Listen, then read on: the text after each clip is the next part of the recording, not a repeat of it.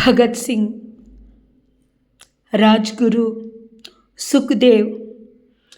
ఆ పేరే ఒక మంత్రోచ్చరణలాగా ఉంది. మహనీయులు. ఆ పేరు కూడా చాలా చిన్నదేమో. అమరవీరుల సంస్మరణ దినోత్సవం ఈరోజు మార్చి 23వ తారీఖు.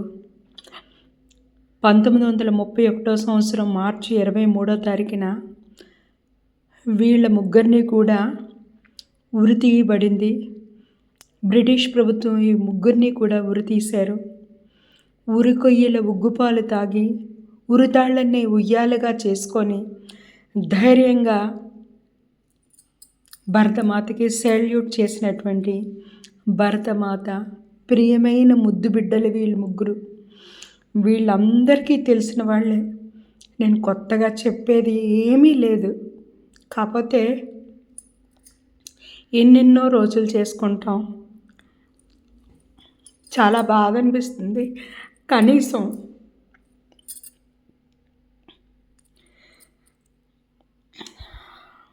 ఒక్కసారైనా ఏమీ వద్దు, భగత్ సింగ్, రాజ్గురు, సుఖ్దేవ్ ఈ ముగ్గురు పేర్లు చెప్పుకొని గూగుల్లో సెర్చ్ చేస్తే మొత్తం హిస్టరీ వస్తుంది. ఇది మాత్రం ఏదో లైక్ షేరు ఇది ఏం కాదు.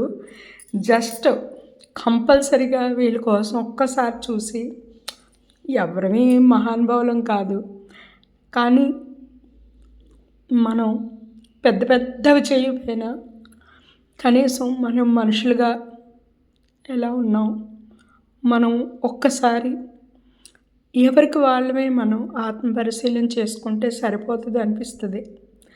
ఎంతసేపు ప్రభుత్వాలు, రాజకీయ నాయకులు అది ఇది అవి వాళ్ళని కాదు, ముందు మనకు ఒక్కసారి ఏమీ చేయక్కర్లేదు, ఏమీ చెడు చేయకుండా ఉంటే చాలు, మన ధర్మం మనం చేస్తే చాలు.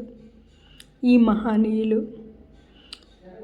లాలా లజపత్ రాయ్ని సాండర్స్ బ్రిటిష్ అధికారి లాఠీలతో కొట్టి, ఆయన కొట్టినటువంటి లాఠీ దెబ్బలకి ఆయన చనిపోతే ఈ ముగ్గురు యొక్క రక్తం ఉడికిపోయింది.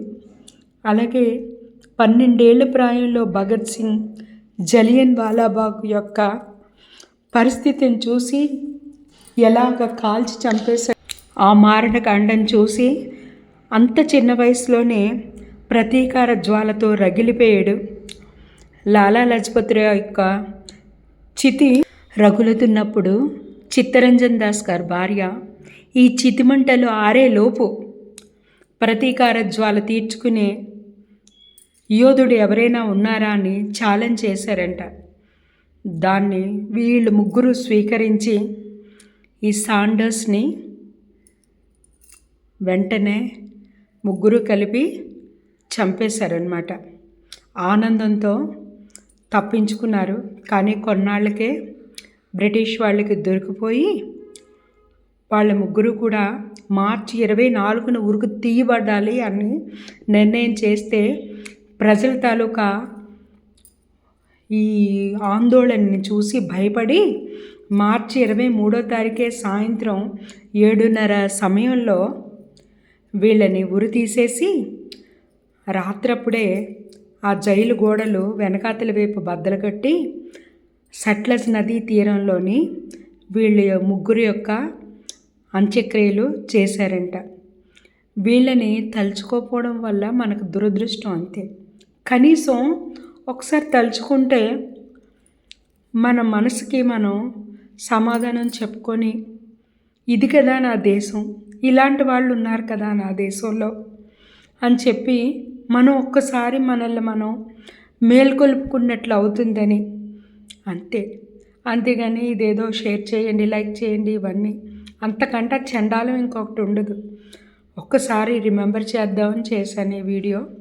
ఒకసారి మీరు ఆ ఫోటో చూసిన తర్వాత గూగుల్లో సెర్చ్ చేసుకొని మొత్తం అంతా చూడండి, మీకే తెలుస్తుంది.